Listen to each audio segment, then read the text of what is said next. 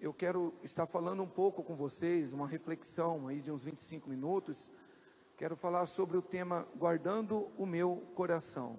Uma palavra que o Espírito Santo colocou no meu coração ontem, quando eu estava orando, e eu fui anotando algumas coisas para mim estar compartilhando com você.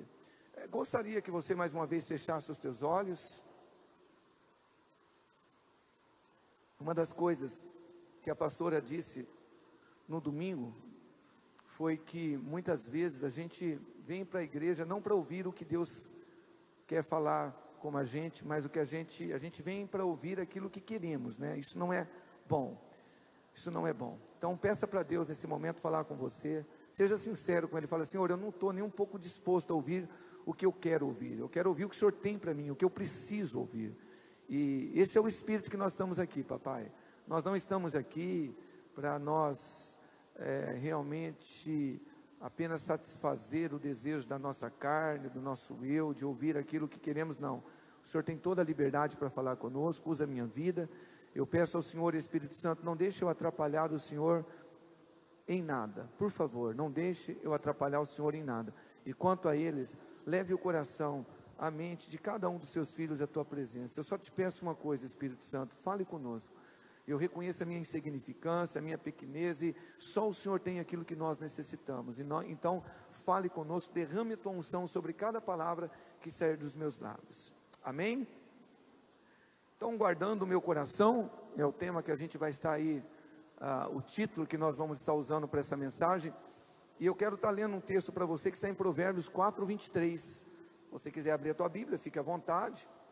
Se você quiser usar o teu celular, fique à vontade. A gente só pede para que você tenha bastante reverência, para que não use para outra coisa, né? Provérbios 4:23. Hoje as pessoas usam o celular para ler a Bíblia, para fazer a anotação da mensagem, ok. O que eu acho que é muita falta de reverência da nossa parte é usar um celular dentro da igreja para ver rede social. Isso é a gente lançar a palavra de Deus para trás, né? Isso é muito ruim. Então eu oro para que Deus nos livre disso. Então, Provérbios 4:23. Amém? Diz assim o texto: sobre tudo o que se deve guardar, guarde o teu coração, porque dele procedem as fontes da vida. Eu vou ler novamente o versículo aqui, ó. Sobre tudo o que se deve guardar, guarda o teu coração, porque dele procedem as fontes da vida. Esse versículo é digno, né? Aliás, toda a Bíblia é, mas alguns textos são dignos da gente realmente sublinhar na nossa Bíblia e talvez colar num guarda-roupa para que a gente possa estar sempre meditando. Irmãos, há muitas coisas que nós julgamos valiosas e por isso nós guardamos com o máximo cuidado possível. Por exemplo, dinheiro, né? Aqueles que sobram um pouco de dinheiro geralmente guarda onde? Na caderneta de poupança, porque entende que lá está seguro. E eu oro para que todos, né, possam se organizar para isso, guardar 10% ali para você aplicando tal. Então você guarda ali porque você entende que o teu dinheiro ele vai estar seguro. Então a casa para nós é algo valioso. Então o que a gente faz? A gente emprega segurança, cerca elétrica, alarme e coloca diante de Deus, fala: Senhor, cuida da minha casa, porque é muito importante para nós. Assim também é com o carro. A gente compra um carro, você vai colocar um alarme, quem tem condições faz um seguro, por quê? Porque quer proteger, quer cuidar daquele bem, porque é muito importante. Hoje até os aparelhos celulares, né, tem aparelhos caros que as pessoas até fazem seguro, sabia disso? Cuidam muito bem. Por quê? Porque esses bens para elas são valiosos, são bens valiosos. Agora veja bem, esse texto que a gente acabou de ler, fala que existe algo muito mais valioso do que os bens, e que nós devemos guardar com toda a segurança, é o nosso coração. A Bíblia deixa claro, sobre tudo o que se deve guardar, guarda o teu coração, porque dele, do coração, procedem as fontes da vida. Você sabe que tem muitas pessoas preciosas que não são abençoadas por Deus, porque não guarda o coração, muitas pessoas, inclusive cristãos, deixam de viver os sonhos, os projetos, os planos tão lindos que Deus tem para ela. Por quê? simplesmente porque não guarda o seu coração, não vigia, né? Então você vê, há muitas pessoas dentro da igreja que não tem paz na família, não tem paz interior, não tem descanso, pessoas que às vezes não têm alegria na vida, não têm prosperidade, não sabe o porquê, mas muitas vezes é porque não está guardando o coração. Ouça algo que eu vou dizer para você: todas as vezes que Deus quer visitar você, que Deus quer visitar a mim, para me dar uma bênção, para nos abençoar, a primeira coisa que Ele faz é visitar o nosso coração. Deus, Ele não nos abençoa de fora para dentro, é de dentro para fora. Então, olha que interessante, imagina que nessa noite Deus, lá nos céus, Ele preparou algo lindo para a sua vida, para a minha vida. Ele não quer saber como está a tua casa, o seu carro, o seu celular, Ele quer saber como está o seu coração. Por isso Ele diz, sobre tudo o que se deve guardar, guarda o teu coração. E eu fico imaginando, presta atenção, quantas e quantas vezes Papai do céu quer abençoar a minha vida, quer abençoar a sua vida, mas Ele não pode, porque o nosso coração está comprometido com entulho, com sujeira, como a minha esposa pregou aqui domingo. Não dá, não é porque Ele não quer, é porque não dá. Ele quer derramar bênção no nosso coração, mas o nosso coração já está comprometido, já está cheio de sujeira, já está cheio muitas vezes, sabe, de entulhos. E esse texto que nós vamos acompanhar agora é um texto que ele tem vindo muito ao meu coração nesses últimos dias, e eu não vou pregar sobre esse texto, depois você anote, para você ler o contexto, para você entender melhor a passagem, porque não é o foco da mensagem. Eu quero apenas fazer alusão a esse texto, porque eu até comentei com a minha esposa, depois que a gente saiu da oração, que eu queria pregar. Ela falou, poxa, que bacana, porque olha só o que diz essa palavra em Atos 5, versículo 3, sobre um homem que fazia parte da igreja, ele chamava Ananias, e olha o que está escrito sobre ele.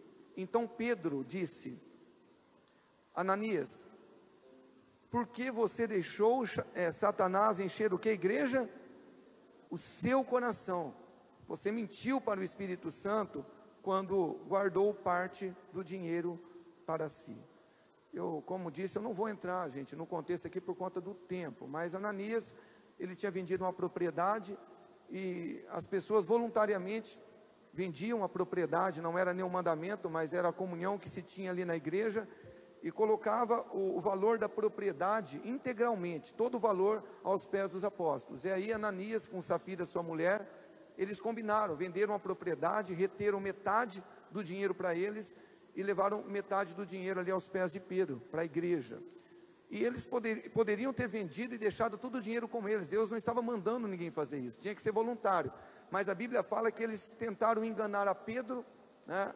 E Pedro fala, na verdade, você não, depois também fala para a mulher, né? Tanto você quanto a tua esposa, vocês não estão enganando a mim, mas ao Espírito Santo. Tem gente que até hoje é assim, né? Acha que quando retém parte do dízimo, acha que está enganando a igreja, o homem. Não está, mas esse não é o assunto. Agora, eu acho interessante esse texto, que eu gostaria de destacar, é que a tarefa do diabo, irmãos, é essa aqui que a gente acabou de ler na vida de Ananias. A tarefa do diabo é encher o nosso coração de entulho, para que não tenhamos espaço no nosso coração para receber as bênçãos de Deus. Eu vou repetir, presta atenção. O diabo, ele trabalha no nosso coração, como trabalhou no coração de Ananias, para encher o nosso coração de entulho. Para quê? Para que quando Deus nos visitar com as suas bênçãos, não tenha espaço. Porque olha só, o diabo, ele estava por detrás da mentira de Ananias, mas a Bíblia deixa muito claro que quem mentiu foi Ananias. E o texto é interessante, porque Pedro fala assim, por que você deixou Satanás, olha só, então Pedro disse, Ananias, por que você deixou Satanás encher o seu coração? Ou seja, olha aqui para mim, o diabo, ele só encheu o coração de Ananias, porque ele deixou.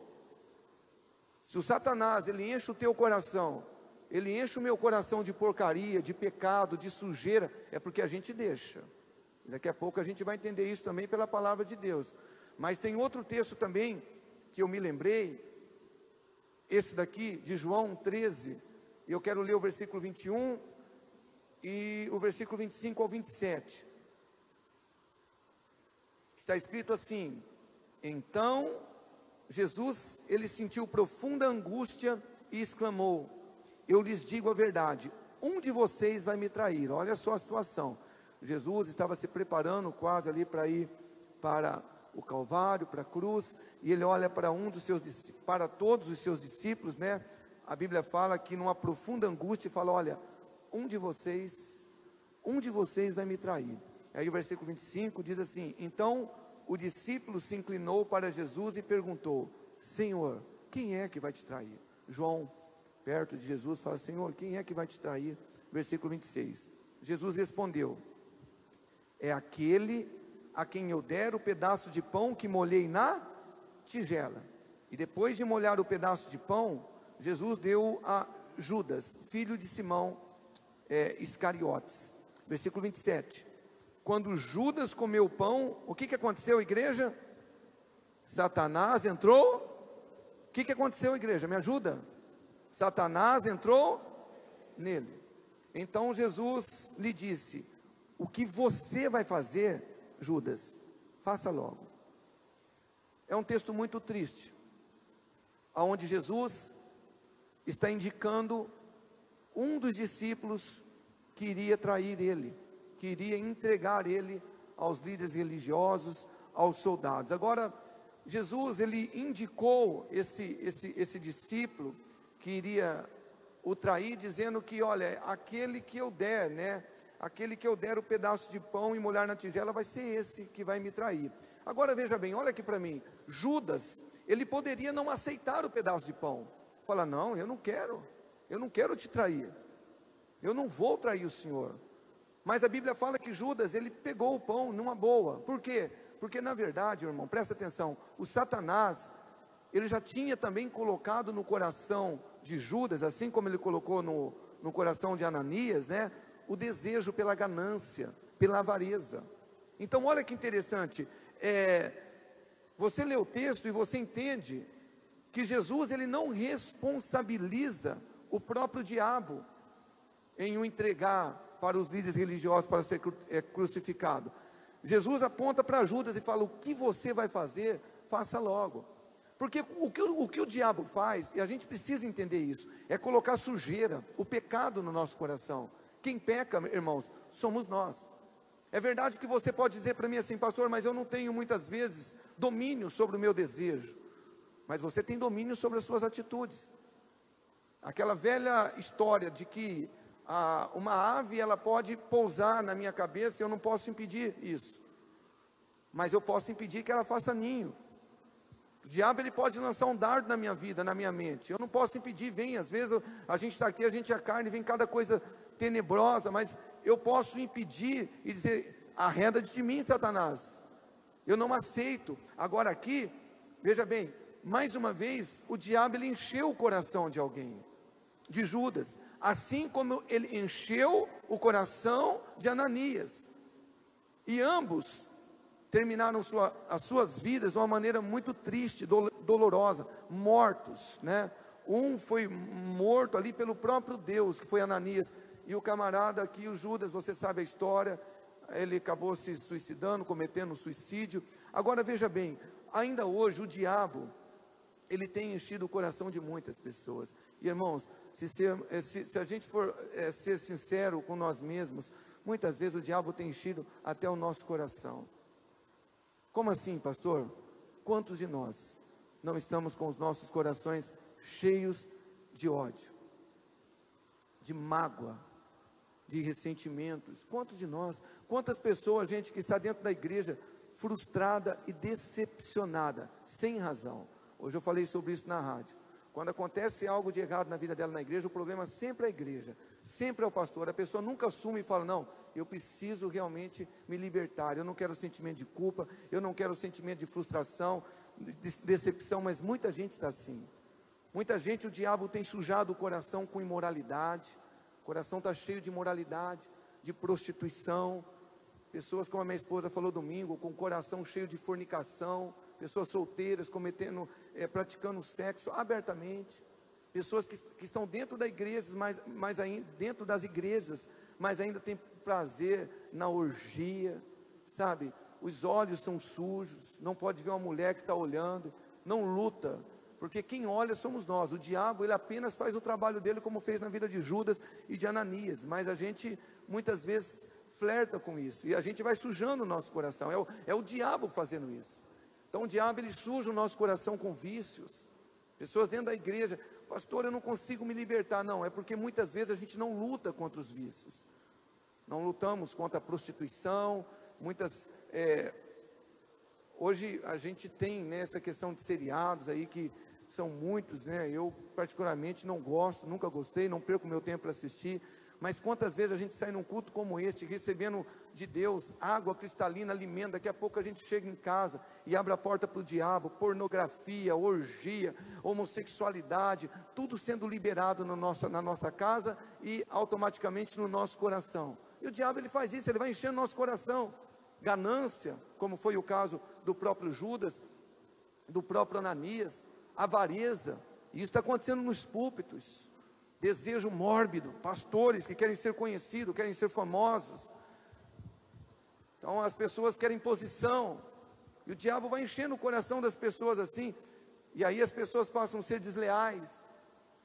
A igreja está cheia de pessoas que trabalham nas lideranças com deslealdade no coração, com desonestidade, que está bajulando até, né, que ninguém deve ser bajulado, mas às vezes a pessoa chega a bajular, elogia líder, mas por fora, né, ou quando está sós com a esposa, com os filhos, amaldiçoa aquele líder, aquele pastor, aquela igreja, aquela liderança. Minha esposa, a gente ora junto todos os dias, ela sempre ora, fala: Senhor, eu não sei o que os líderes falam aqui da igreja, da gente, né? Então abençoa eles, tem misericórdia deles. E muitas vezes é assim, orgulho no nosso coração, achando que a gente é melhor do que o outro. Pessoas que estão apegadas ainda com materialismo, é maldade, como a minha esposa também falou, inveja dentro da igreja, frieza, desânimo. Gente, olha aqui para mim, eu estou falando para vocês de coisas que o diabo enche o nosso coração, e aí a gente só vai manifestar essas coisas, entulho, lixo, porque a gente não guarda o nosso coração. Quando vem um sentimento ruim, a gente não fala: Senhor, em nome de Jesus, eu não quero isso para a minha vida. Isso pode comprometer o meu relacionamento com o Senhor. Isso pode fazer com que até a minha geração, meus filhos sejam atingidos. Eu não quero prostituição. Então a mulher vai se oferecer, o homem vai se oferecer: eu não quero, em nome de Jesus, eu não quero isso, Pai, eu tenho nojo, eu não quero que o diabo enche o meu coração. Mas muitas vezes, irmãos, não é assim. A gente permite que o diabo encha o nosso coração. E aí o Papai do Céu quer nos visitar para nos abençoar. Ele quer encher o nosso coração com as bênçãos, mas não tem mais espaço. Por quê? Porque o nosso coração está cheio de entulho. Por isso que a Bíblia, ela nos ensina de uma maneira muito clara. Esse aqui é outro versículo que a gente precisa tomar. Olha, é um versículo para a gente ler e meditar, e realmente assim, ficar meditando e meditando e meditando. Efésios 6,12. Porque nós não temos que lutar contra a carne e o sangue. Isto é, você não deve lutar contra pessoas, mas sim contra principados, contra potestades, contra os príncipes das trevas deste século, contra as hostes espirituais da maldade nos lugares celestiais. Simplificando, parafraseando o versículo, Deus está falando assim: não perca tempo lutando com as pessoas. Porque eu sei que talvez alguns de vocês achem que o seu problema é o teu colega lá do trabalho. Talvez alguns achem que o problema é o patrão, é o irmão, é a mãe, é o sogro, é a sogra, é o cunhado, é o tio, é a pessoa que está te magoando. Meu irmão, é o diabo que está te ludibriando. Na verdade, a Bíblia fala que nós não temos que lutar contra a carne e contra o sangue, mas sim contra principados e potestades, contra demônios. O que o diabo quer é sujar o teu coração. Ele quer colocar no teu coração ódio. Ele quer colocar no teu coração mágoa em relação a uma pessoa. Para quê? Para que Deus não possa te abençoar. Para que quando o Espírito Santo quiser te abençoar, ele fala: eu não posso. O coração dele já está comprometido, está cheio de entulho. Então nós temos que entender, porque como eu disse há pouco, tudo de ruim que acontece na nossa vida, a gente sempre tenta achar alguém para projetar a culpa. Por que não deu certo o meu trabalho? Por que você foi mandado embora? O problema foi meu patrão, cara. O problema foi meu colega que puxou o tapete meu. Ah, por que você saiu da igreja? Não, o problema foi o pastor, o problema foi o diácono que não cumprimentou comigo. E a gente vai enchendo o coração de entulho. E aí o diabo coloca muito mais, né? Frieza, desânimo, vai afastando as pessoas. Gente, agora como eu falei para vocês, tanto Judas quanto Ananias, eles poderiam optar e falar: diabo, o meu coração você não vai encher. Eu sei que você quer colocar ganância no meu coração, ou assim como ele muitas vezes quer colocar no nosso coração ódio, mágoa, ressentimento, fala: mas aqui não, meu coração você não vai comprometer, porque eu quero que quando o Espírito Santo me visitar, meu coração esteja apto para mim receber o que Deus tem para mim. Agora isso, irmãos, quem tem que fazer somos nós. A Bíblia nos ensina que não é Deus que tem que resistir ao diabo por nós. Jesus já venceu o diabo por nós na cruz, amém? Quem tem que resistir somos nós. Olha só, 1 de Pedro, capítulo 5, versículo 8, e a parte B do versículo 9 diz assim: sede sóbrios e vigiai, porque o diabo, o vosso adversário, ele anda ao derredor, fazendo o que, igreja? Bramando como leão, bramindo, outras traduções falam, rugindo também como leão, buscando a quem possa tragar. Agora olha o que está escrito aí: ao qual resistir firmes na... Quem tem que resistir? Somos nós, meu irmão. Talvez você vai sair daqui agora, daqui a pouco, vai ter num trânsito uma pessoa que vai te fechar, e o diabo vai te colocar ira no teu coração, ele vai querer colocar ira. Você tem que resistir, entender que o problema não é a pessoa, é o diabo que está tentando usar alguém para sujar o teu coração. E a Bíblia fala: resistir. Pastor, eu tenho motivo para ter ódio, para ter ressentimento, mágoa daquela pessoa. Não, você não tem, porque Jesus tinha todo o motivo para ter mágoa de mim, de você, por tantos pecados que nós cometemos. No entanto, Ele não tem. O que Ele tem por nós é amor, graça. Então a gente não pode deixar que o diabo encha o nosso coração.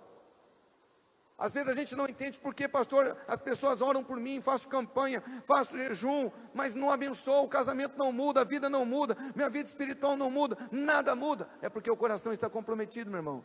Muita sujeira. Sobretudo, o que deve se guardar, guarde o coração, mas a gente não guarda.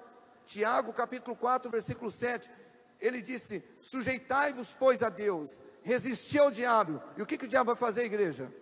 Ele vai fugir de você, porque maior é aquele que está em você do que aquele que está no mundo. Mas a gente tem que resistir. Olha só, primeira parte do versículo: sujeitai-vos, pois, a Deus. Você está tendo essa opção de sujeitar a palavra dele. Fala: Senhor, é a palavra para a minha vida, não é para o meu vizinho, não, é para mim. Senhor, eu quero isso, eu quero me sujeitar à tua palavra. Aí você tem que fazer o que depois? Resistir ao diabo. Fala: Satanás, aqui não, prostituição na minha vida, assistir programa imoral, não, isso aqui não é para mim não, Satanás. Mentira, corrupção, imoralidade, mentira, não, isso aqui não, cai fora da minha vida. Você não vai encher meu coração não, Satanás. Agora, meu irmão, é nós que optamos por isso.